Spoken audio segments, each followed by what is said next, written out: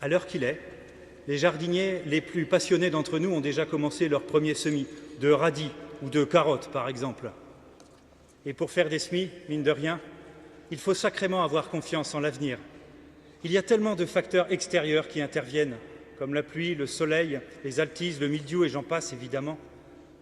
Mais avec le printemps et ses bourgeons verts tendres, c'est la vie qui arrive. C'est comme un pied de nez à la Covid, à la crise écologique, à l'endettement du pays. Oui, la vie arrive. Dieu a tellement aimé le monde. Mais quel rapport ce matin entre l'évangile qu'on vient d'entendre et la confiance des jardiniers? Il faut que le Fils de l'homme soit élevé, afin que tout homme qui croit ait la vie éternelle. Croire, ce n'est pas dire « je sais » ou « je connais ». Croire, ce n'est pas avoir des assurances ou des garanties. Il n'y a aucune preuve. Croire, pisteo en grec, c'est justement placer sa confiance en quelque chose ou en quelqu'un. On pourrait du coup peut-être tenter une autre traduction que celle qu'on vient d'entendre, sans trahir le texte originel.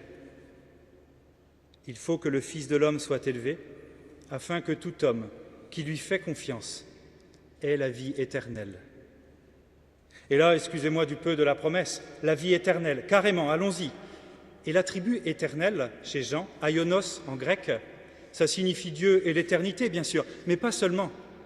Ça signifie tout ce à quoi Dieu nous invite, la paix et la joie, à partir de maintenant et pour toujours. Jésus le dit même clairement dans l'Évangile, un peu plus loin que ce qu'on vient d'entendre là.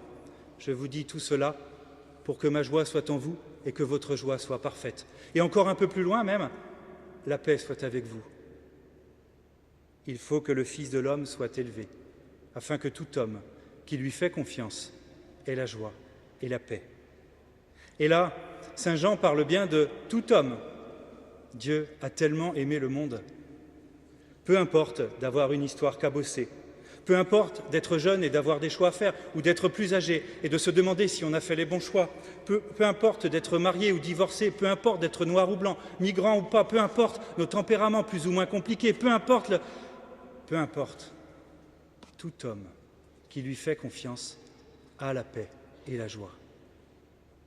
Parce qu'avec Dieu, ce n'est pas de l'ordre du mérite, ce n'est pas de l'ordre du donnant-donnant.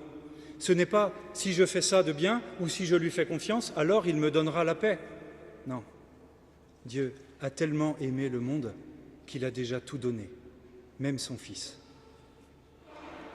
Dans l'Évangile d'ailleurs, cet amour-là déborde de partout, dans toutes les paraboles du royaume, avec le Père qui retrouve son Fils prodigue, avec la délicatesse du bon Samaritain et jusqu'à la fameuse pêche miraculeuse, comme on dit, à foison qui fait craquer les filets.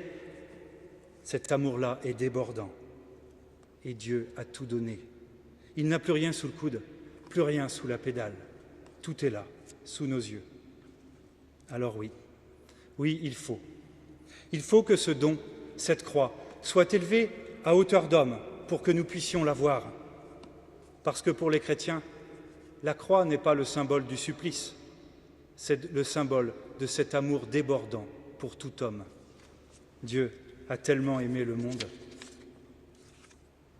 Il faut que l'amour débordant de Dieu soit élevé devant notre regard, afin que tout homme qui lui fait confiance ait la joie et la paix.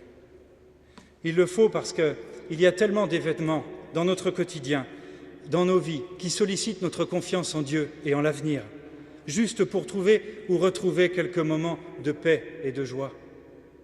Dieu a tellement aimé le monde.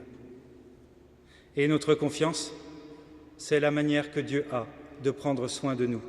C'est sa manière de nous prendre par la main pour nous relever, pour nous ressusciter. Mais si souvent,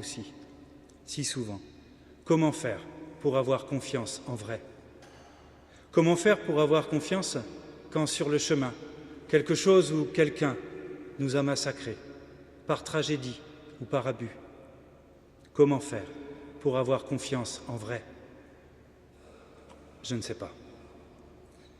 Je sais juste que nous sommes ensemble pour chercher, comme des frères et des sœurs. Dieu a tellement aimé le monde. Et ça dépend aussi de nous.